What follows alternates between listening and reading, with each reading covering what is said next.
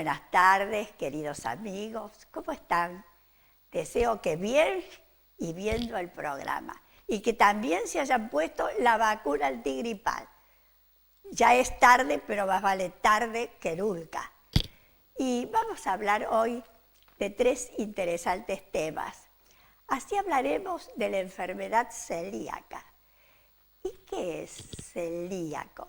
Esta palabra proviene del griego y significa personas que sufren del intestino.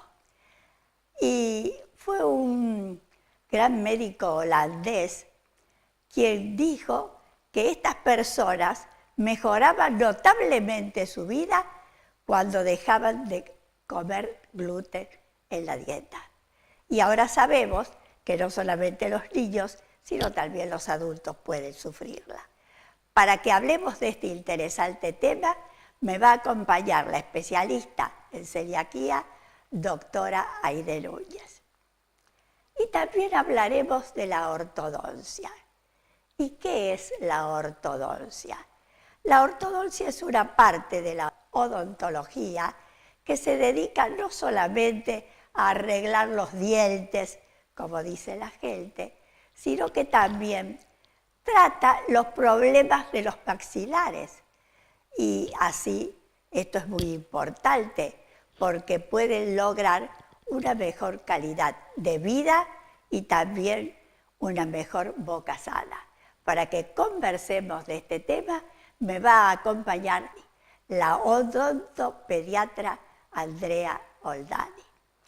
Y también hablaremos de una enfermedad que aqueja a las personas de la tercera edad, sobre todo a las mujeres, y que se caracteriza porque los huesos se tornan frágiles, porosos y propensos a la fractura. Todo esto debido a que el calcio se va eliminando continuamente de los huesos, sobre todo en esta edad de la vida. Para que conversemos sobre todo lo que hay que saber sobre la fractura de cadera, me va a acompañar el especialista en traumatología, doctor Gustavo Nani. Como ven, creo que es un interesante programa que espero que vean desde el principio hasta el fin.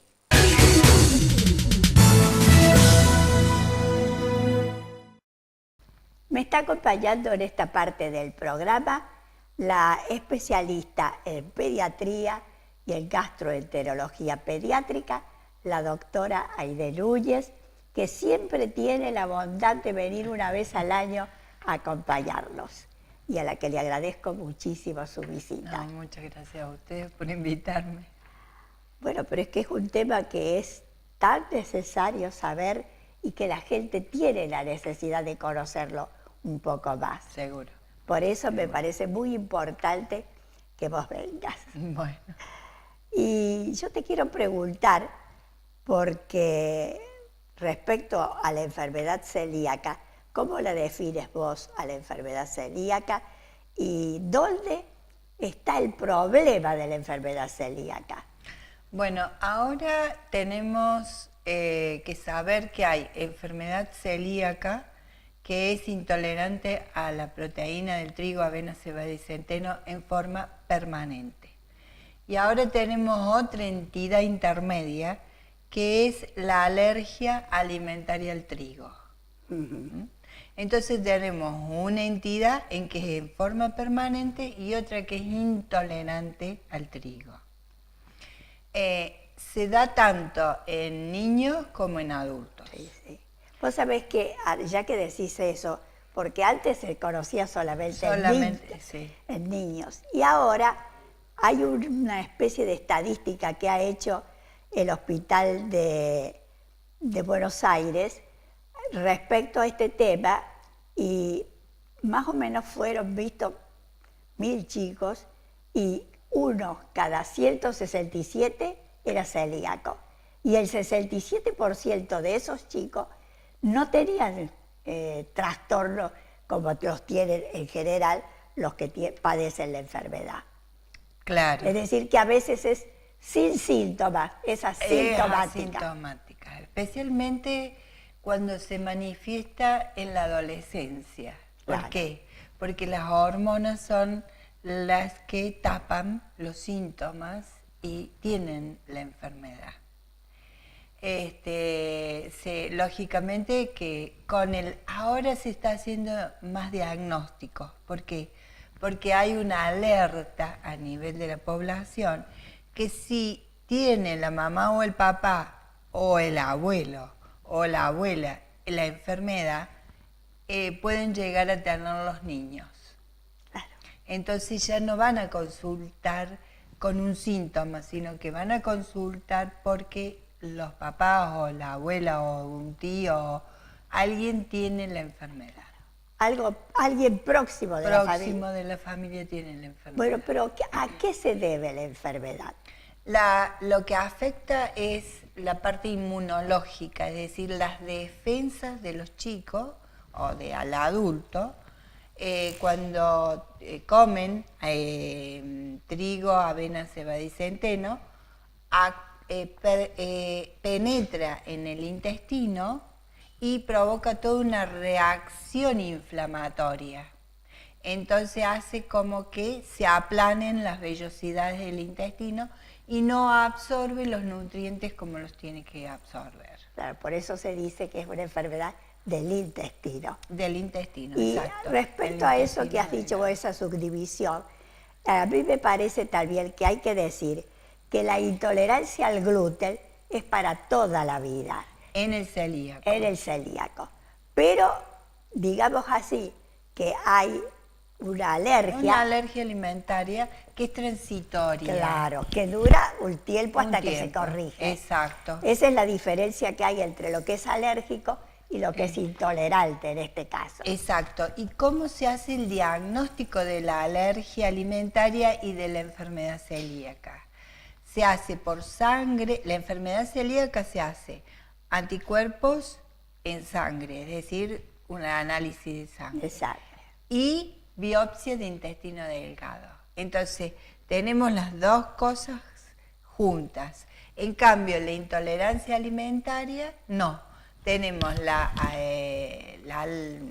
toda la parte de sangre alterada, por eso se hace análisis, pero la biopsia es normal. Bien, hacemos una pequeña pausa. ¿Cómo no?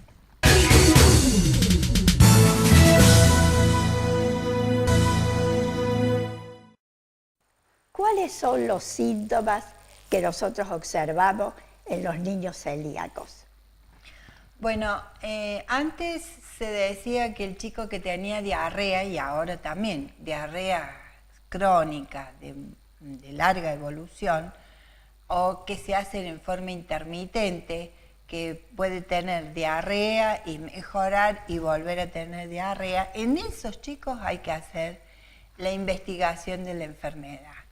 La otra cosa que hay que tener en cuenta es si son constipados. ¿Qué es el constipado? Si son duros para evacuar. Y la otra cosa es que no progresen bien en el peso y en la talla. Es decir, con esos elementos nosotros nos justifica hacer todo un estudio para ver si son celíacos o no. Ahora, en general, se dice que la materia fecal es muy fétida, ¿no? Sí, que llama la atención el olor de esa materia. Eso se veía mucho en otras épocas donde iba ya con síntomas muy importantes. Entonces, ¿qué era? Una materia fecal muy abundante y con mucho olor. Claro. Pero ahora lo que se está viendo son síntomas más leves. Antes teníamos anemia, ahora casi no la vemos a la anemia. Entonces, por eso se van investigando la enfermedad celíaca, incluso en el clínico pediatra la va investigando antes. Nos llega a nosotros ya sugerimos biopsias de intestino delgado. Ahora se dice que se está trabajando para no hacer más la biopsia. Eso se hace con determinación genética. Es decir, que si nosotros tenemos los anticuerpos positivos para enfermedad celíaca, le hacemos la determinación genética, es muy factible que eso ya por lo menos con los análisis de los anticuerpos en este momento, son muy sensibles. Ahora, hasta los 2 años se hace preferentemente solamente el de gliadina para el chiquito, ¿no es cierto? Sí, diaminada. Sí. La gliadina, diaminada, IgA. IgA.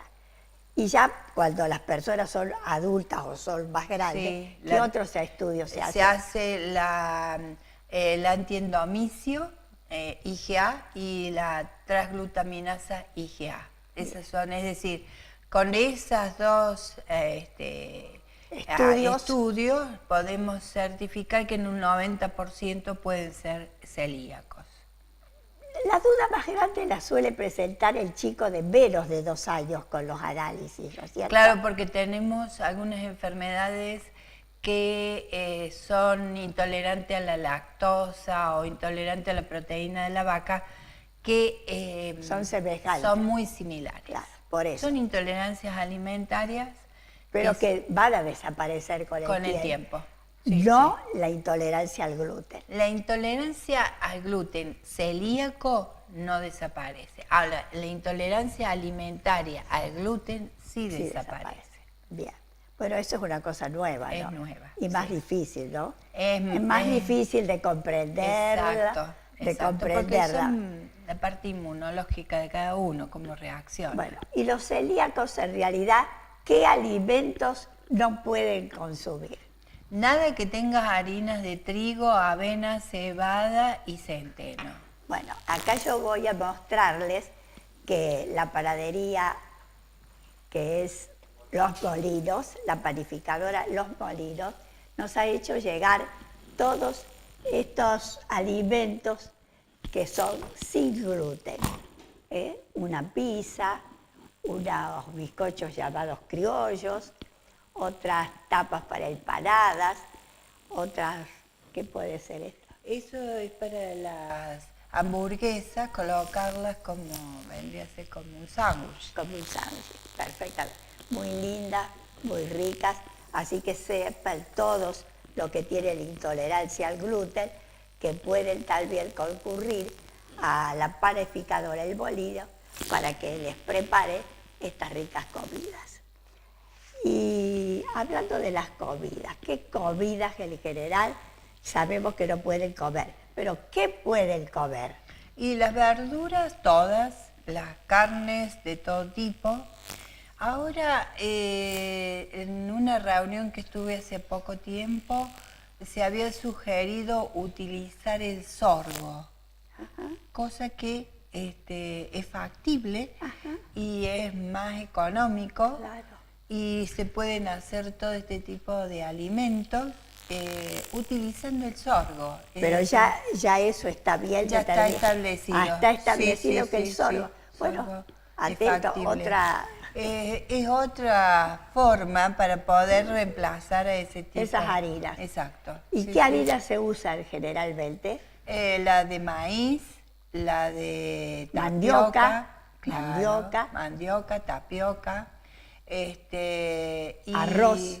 Quinoa también se puede utilizar, la de arroz también. Es decir, ahora tenemos una variedad muy grande de harinas, ¿no? Y también otra cosa importante que me parece que digamos es que, por ejemplo, ya en algunas ciudades, por ejemplo, en la ciudad de Villa María, se ha establecido por una ordenanza municipal que todos los lugares de comida tienen que ofrecer un menú para celíacos. Eso no sabía. Sí. Y también tenemos la ley provincial eso sí. 9142 que dice que la provincia va a ayudar a todas las personas que tienen esta enfermedad con una ayuda en alimentos, en remedios si los necesitan, porque etcétera. Es muy cara las harinas en general. Son caras. Son caras. Entonces, con esa ley por lo menos hay una ayuda. Hay una ayuda, sí. Ahora está actuando bien el gobierno, al respecto? Y cuesta. Cuesta. Hay que hacerlo cumplir. Bueno. Pero claro, es interesante que Sí. se le haga llegar, porque si no tienen los alimentos, la terapéutica no la exacto, pueden seguir. Tal cual. Es un medicamento la harina Sí, para esto. claro, para ellos es un medicamento. Bien. Y ustedes, por ejemplo, en el Hospital de Niños, que atienden a chicos ¿hasta qué edad? Hasta los 15 años. Hasta los 15 años. Habría que hacerle conocer eso a las obras sociales, porque las obras sociales, muchas de ellas, en general el APROS, ya a los chicos no los dice más que pertenecen a los pediatras, dice que pertenecen a clínica médica a partir de los 14 años. Ah, no sabía Bueno, eso. por eso digo, empecé. ¿Y cuántos más o menos celíacos ustedes pueden detectar en el año? Y en el año nuevos, por lo menos 4 o 5 seguro que detectamos nuevos, ¿eh? Nuevos. Sí, sí, sí. Sí, pero no son muchos. Ah, pero hay, es decir, uno va sumando A los que ya a están. los que ya están. Aparte que el Hospital de Niños no es el único centro en este momento que no. estamos. Está el Hospital Pediátrico, está el infantil. infantil, o sea que si sumamos, Claro, debe son varios. Hasta los 20 puede llegar. Sí. Claro. La parte privada también, es decir, También, que son así muchas que las sí, personas. sí, Porque yo veo que día a día, Hay sobre más todo cantidad. se suma mucho en el estado adulto. Ah, sí, bueno, porque era una enfermedad del niño, que nosotros hacíamos el diagnóstico, y el adulto no. Ahora, por ejemplo, todos los síndromes de intestino irritable están investigando enfermedad celíaca. Es decir, primero van a ver si no es celíaco y después van a ver la parte funcional. Entonces ahí es donde surge la enfermedad. Muy bien. Bueno, doctora, nos dicen que ya tenemos que terminar, Bueno. así que creo que se ha dicho todo. Esperemos. ¿O ha faltado algo? ¿Vos te parece? No. Podemos agregar. No, por lo menos lo más importante es tratar de hacer el diagnóstico lo antes posible Exactamente, para poder hacer un tratamiento que sea efectivo. claro. Porque así, con el tratamiento, estas vellosidades intestinales que se habían vuelto muy chiquititas van a ir pudiendo crecer más y el chico va a poder hacer Mejor la nutrición. Me voy a la pausa. Usted, por favor, no se mueva del 6.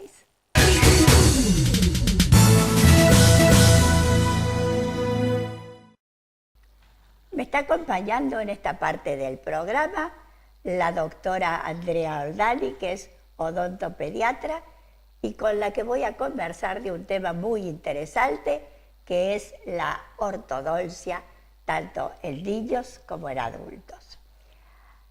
Y muy contenta de que hayas venido, por supuesto, Gracias. como siempre.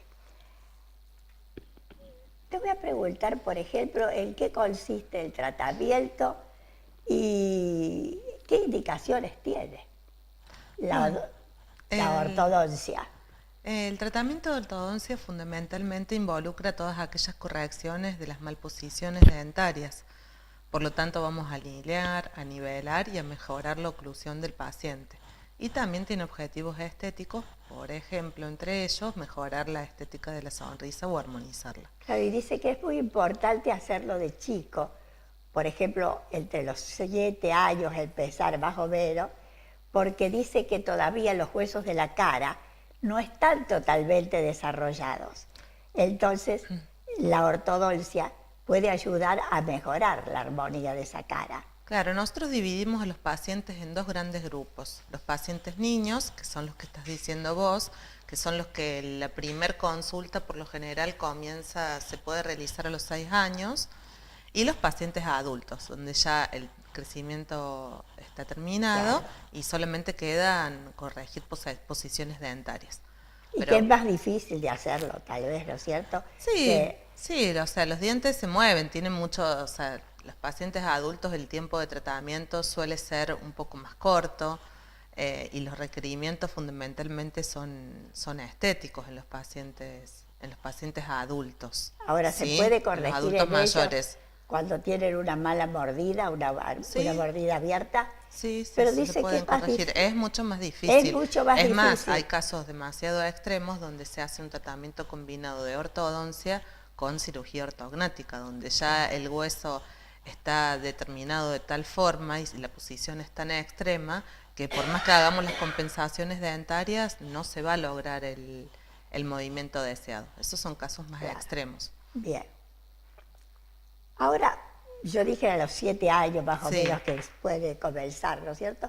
Y hay muchas razones para hacerlo a esa edad, ¿no es cierto? Claro, a los 6 años, cuando por lo general los papás acuden a la consulta con un ortodoncista porque ven algún defecto o algo en la boquita de ese niño, generalmente lo que tratamos de hacer es un diagnóstico precoz en esos pacientes, ¿sí? Se hace lo que se llama la ortodoncia interceptiva. Por ejemplo, pacientes donde hay un prognatismo mandibular marcado, donde hay un retrognatismo del maxilar superior, donde el maxilar superior está chiquito, es decir, atrésico, donde podemos encontrar mordidas cruzadas y donde podemos encontrar pacientes con anomalías debido a hábitos, por ejemplo, la respiración bucal, la succión digital, succión del biberón por un tiempo prolongado. Sí. Entonces, en esos pacientes sí los podemos tratar con aparatología removible, es decir, aparatos que pueden ser funcionales o no, pero que son aparatos que se sacan y se colocan de la boca, ¿sí? No es aparatología fija como es en los pacientes donde tienen todas sus piezas dentarias definitivas o permanentes. Claro, en esos casos que vos decís con cirugía ortodoncia removible, quiere decir, pero que esos chicos la tendrán que usar, por ejemplo, toda la noche y por lo menos 4 o 6 horas en el día. Claro, ¿No es se cierto? retiran por lo general, los aparatos removibles se utilizan. Por supuesto que hay un primer tiempo que es de adaptación en Claro. el niño, ¿sí? Y luego se utilizan en todo momento, excepto en los momentos que el niño hace deporte y que está comiendo, ¿sí? Pero requiere un uso más prolongado. No es como un bracket, que es algo que va adherido al diente y que hace fuerzas continuas. En los aparatos removibles o en los aparatos funcionales, que trabajan a través de la musculatura del paciente y tratan de corregir las posiciones óseas, actuarían, yo siempre les explico, es como una plantilla en un zapato, ¿sí? Si uno no tiene la plantilla, no pasa nada. Y lo mismo con estos aparatos, ¿sí? Actúan solamente cuando el paciente está en su boca, ¿sí? Ahora vos dijiste anteriormente que también era muy importante hacerlo a esa edad, 6, 7 años, porque así se podían corregir vicios, ¿no es cierto? Como los que vos nombraste. También otro vicio importante me parece ese, cuando se pone la lengua ahí, que tiende a aplastar los dientes. Y otra cosa muy importante es la del chico que no respira por la nariz, sino que respira por la boca. Claro, por lo general en este tipo de pacientes el tratamiento es multidisciplinario, ¿sí? El odontólogo puede ser el que vea eso, el pediatra también, pero necesitamos de la colaboración de otros profesionales. Por ejemplo, un fonoaudiólogo, que es el que va a reeducar esa posición lingual que está alterada, o le va a enseñar al pacientito que cierre la boca y que mantenga el sellado labial, siempre y cuando la posición dentaria se lo permita. Porque hay casos donde hay mucha protrusión del maxilar superior, donde sí necesitamos corregir con aparatología, además del trabajo que puede llegar a hacer el fonoaudiólogo, ¿sí? O en el caso de un otorrino, que también cuando están obstruidas las grandes vías, es necesario que el paciente se haga la cirugía, reeduque el fonoaudiólogo y nosotros con la aparatología también ayudamos a todo eso. Bueno, hacemos una pequeña Perfecto. pausa.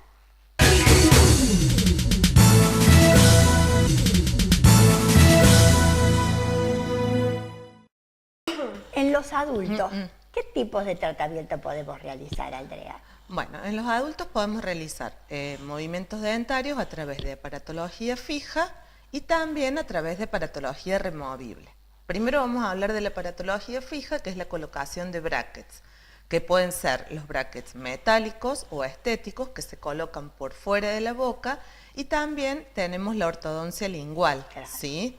Que es la que muchos pacientes optan hoy en día por una cuestión de estética. Claro, que va el aparato entre la lengua y los dientes. Claro, va pegado en la parte Claro. de, o sea, este es el diente, va pegado Claro. por dentro, ¿sí? Claro. Es un poco más incómodo y muchas veces hay muchos movimientos que se ven limitados también, pero Sí, que, sí. es una forma de hacer ortodoncia también.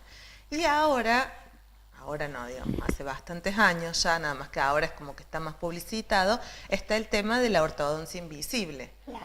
que en realidad son alineadores de un material similar al acrílico, es transparente, Que un no se acrílico vea, en que realidad- no se ve, pero Claro. ¿qué pasa? Que son esos alineadores se deben tener 21 horas en la cavidad bucal para Muchas que horas. realmente cumplan la función. Muchas ¿Cuál horas. es la ventaja de esto? Que si el paciente tiene una fiesta o lo tiene saca. que tomarse una fotografía, se lo Se lo retira ese saca. tiempo y después se lo vuelve a colocar, Claro. ¿sí? Eso es El verdad. diente llega a la posición indicada y luego de un tiempo, que son más o menos 2 meses de uso, va al odontólogo de nuevo, se toma un nuevo modelo de la boca y se manda a hacer otro alineador con lo que deseamos corregir. Claro, con lo que falta Sí, de con lo que corregir. falta de corregir. Muy ¿sí? bien. Esto se usa para realizar pequeños movimientos ortodóncicos.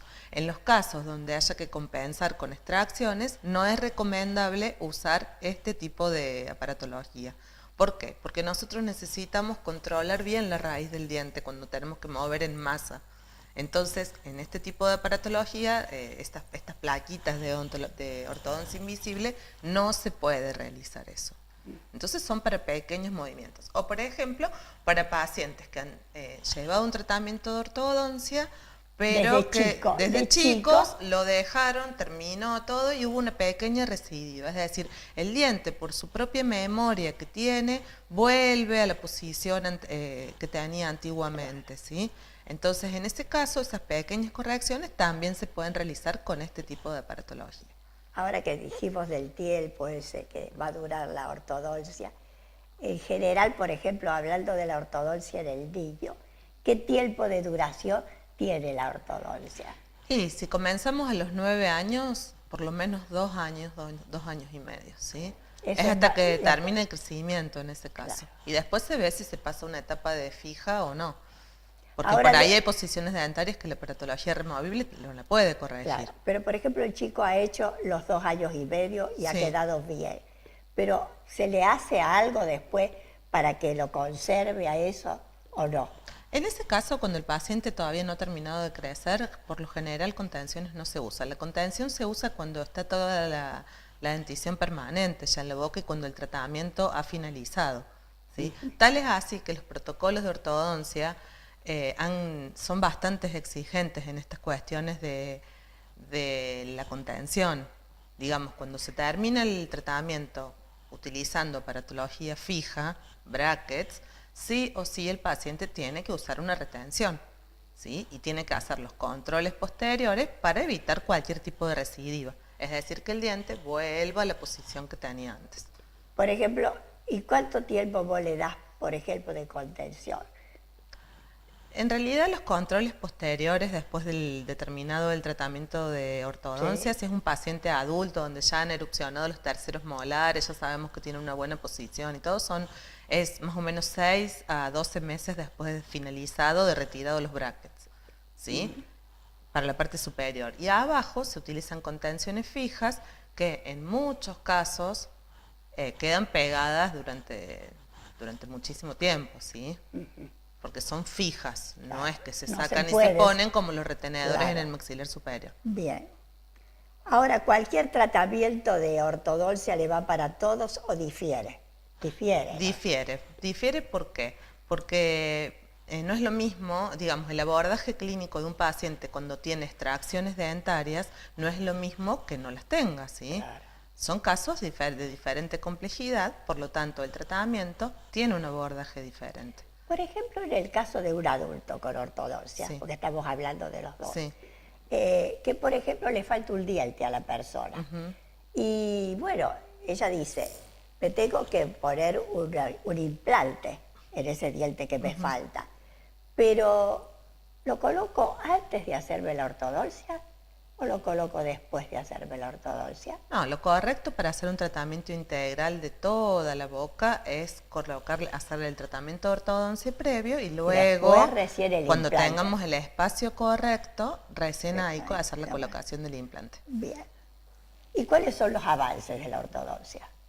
Bueno, la ortodoncia más que todo ha avanzado en las cuestiones, digamos, en las cuestiones estéticas, en los materiales, en que existen brackets de zafiro ahora, que son brackets que son, por supuesto que no son de zafiro, pero se les dice así, que Por son el casi, color. claro, que son casi transparentes, entonces el paciente adulto se ve más animado en hacer hacerlo. un tratamiento de ortodoncia, Claro. ¿sí?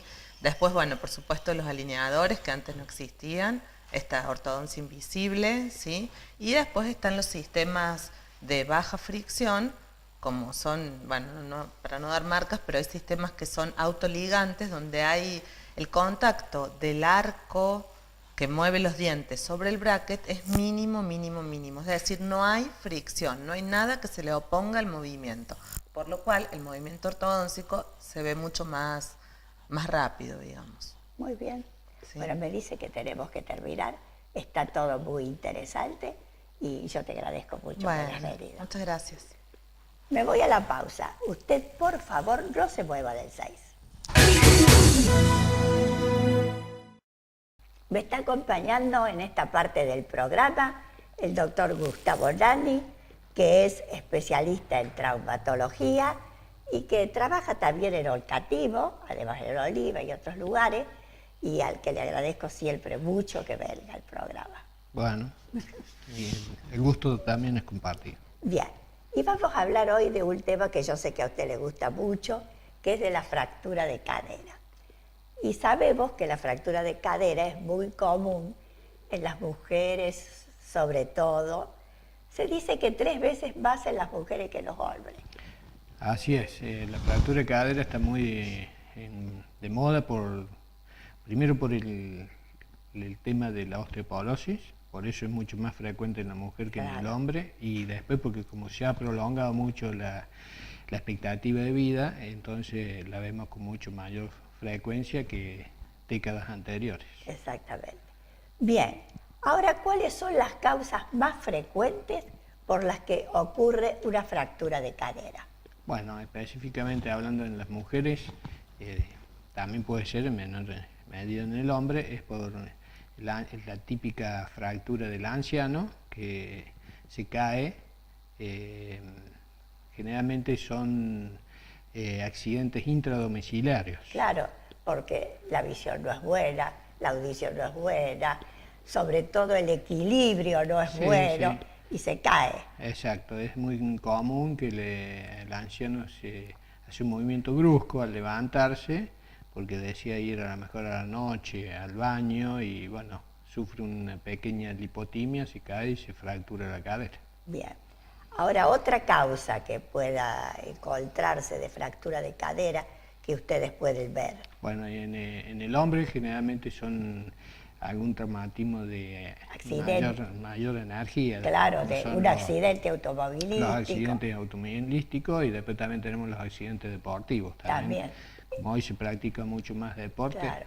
Eso, en cambio, es el joven, sobre todo. Eso en el joven, en el joven. adulto joven, ¿no? Sería una fractura por estrés, por sobrecarga, ¿no? Sí, generalmente en los accidentes deportivos hay muchos deportes hoy en día de extremos. Extremos, son extremos, llamemos el skate, la patineta, el esquí. Sí. Y otros nuevos que tienen nombres raros.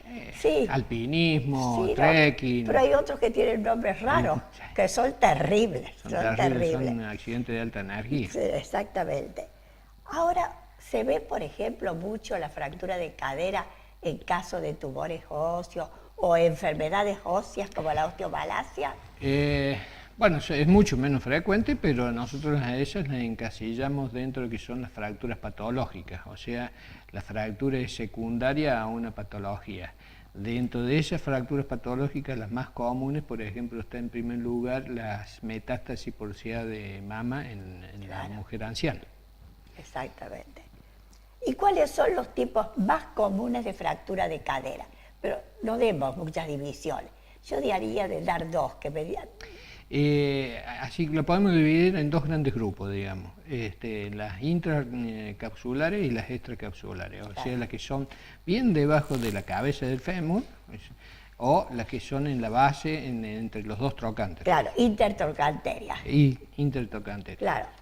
Más peligrosas suelen ser, ¿no es cierto?, la de la cabeza del fémur, ¿no? Porque dice que no le va luego sangre a la cabeza. Puede pasar eso. Cada fractura tiene su complicación. Sí, ¿no? Cuanto más alta es la fractura, más cerca de la cabeza, más comprometida está la irrigación, Claro. Entonces por lo tanto puede ir a la secuela, que es la necrosis, y no consolidar la fractura, entonces necesita un reemplazo articular. Y en cuanto a las laterales, tienen mayor movilidad porque son más complejas, son más traumáticas, hay más pérdida de masa ósea, y generalmente requieren, como son fracturas bajas, osteosíntesis con algún sistema de clavos placas. Claro. Y bueno, llevan un tiempo más de Prolongado reposo. de reposo. Claro, generalmente llevan 3 meses de reposo. Ahora, ¿cuáles son los síntomas que a usted le hacen pensar enseguida cuando llega el enfermo o cuando lo ve que tiene una fractura de cadera? Bueno, el antecedente de la caída, que el paciente está inmovilizado, está muy dolorido, no se puede mover, y el miembro afectado se encuentra en rotación externa y en acortamiento. O sea, parece más corto. Exacto. Bien. Y rotado hacia afuera. Claro, y rotado hacia afuera. Por ejemplo, cuando usted lo ve al enfermo, para estudiarlo un poco, ¿qué es lo que hace? Para estar seguro de que es una fractura la que tiene. Bueno, la sospecha clínica es fuerte, ¿no es cierto? Claro. Con el examen físico, uno cuando lo quiere movilizar Claro, se un da cuenta. traumatólogo se da cuenta. Y bueno, llevarlo a la sala de rayos y realizar la radiografía correspondiente. Bien. Y si la radiografía no es muy clara, ¿qué le pide usted para asegurarse? Sí, hay casos que en las fracturas, sobre todo las subcapitales, inmediatamente por debajo de la cabeza del fémur, tenemos 4 tipos de fractura, tipo 1 a 4. El 4 es cuando ya está desprendida, el 3 también, pero a veces la fractura puede ser incompleta y no verse en una radiografía o no queda muy bien definida. Muy clara. En ese caso es imprescindible o bien pedir una TAC, o sea, una tomografía, o una resonancia magnética. Bien, hacemos una pequeña pausa, doctor.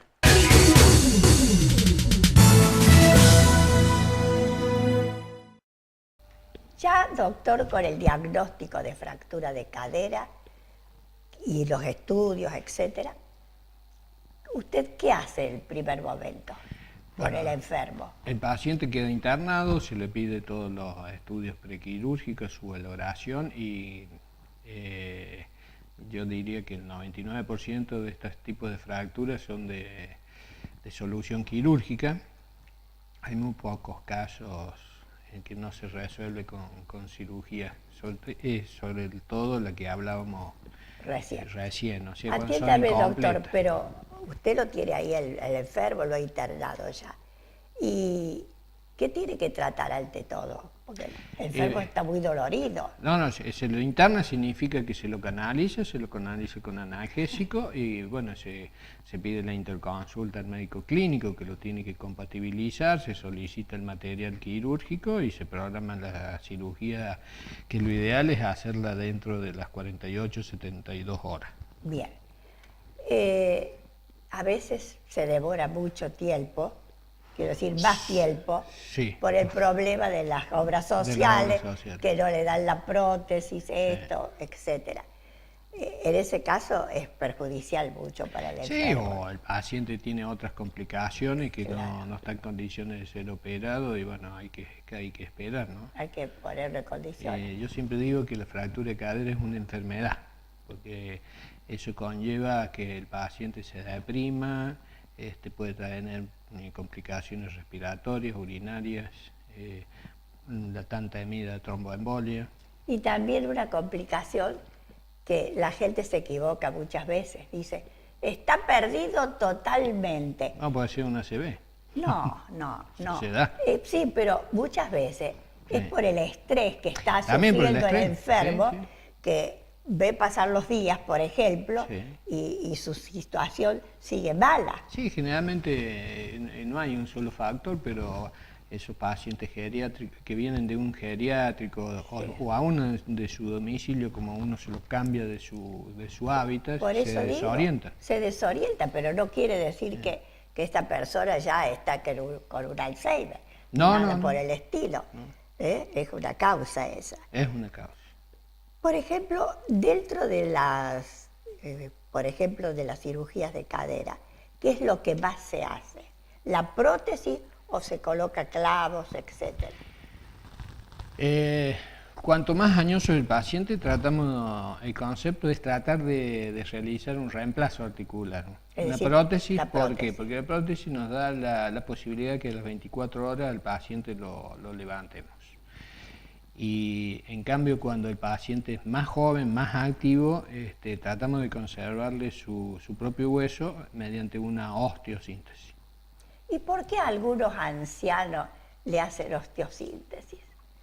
Y porque depende también eso no solamente de la edad del paciente, es multifactorial, depende también del tipo de fractura. Usted tiene una fractura demasiado baja y es conveniente hacerle un clavo placa y no una prótesis. Claro, pero se demora mucho, ¿no?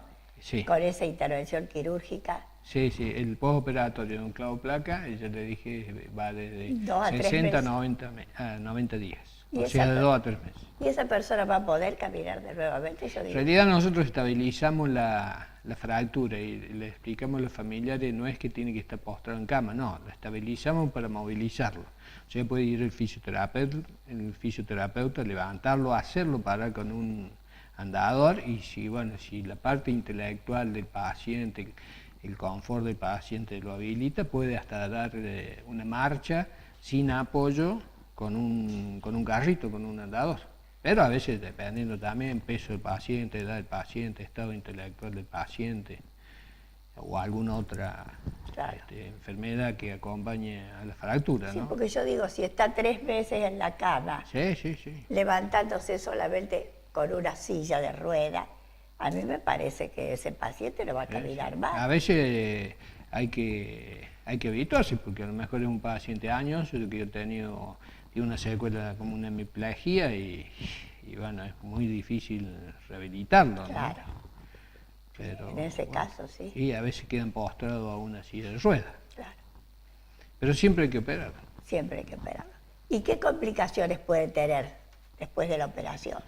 Bueno, después de la operación, como toda cirugía, la primera en el postoperatorio inmediato son las infecciones con el rechazo del material que hemos utilizado, que eso sería lo más grave. Bueno, como gravedad sería la muerte del paciente, ¿no? Sí. A veces. Dice que el 25% muere, Sí. ¿no?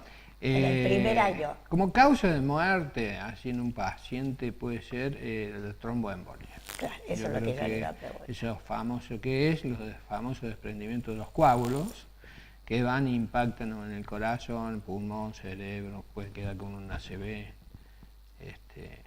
Terrible. Sí. ¿Qué hay que hacer para que no tener una Bueno, se hace fractura la de cadera? profilaxis, se lo hepariniza al paciente. Hoy en día, bueno, se cuentan con muchas heparinas de bajo peso molecular que actúan por 24 horas. Hay mucha prevención para hacer. Y fundamentalmente, como siempre, el objetivo de la cirugía es operarlo y levantarlo al paciente. Claro. Eso no se debe perder nunca, porque yo creo que ese es el mejor remedio. Ese es el mejor remedio. Sí, porque la postración del paciente es la causa de todas estas malas consecuencias o complicaciones. Entonces no hay que perder el objetivo, el paciente hay que operarlo y hay que rehabilitarlo rápido. Debe actuar enseguida el fisioterapeuta, con ejercicio, con levantarlo al paciente. Muy bien, doctor.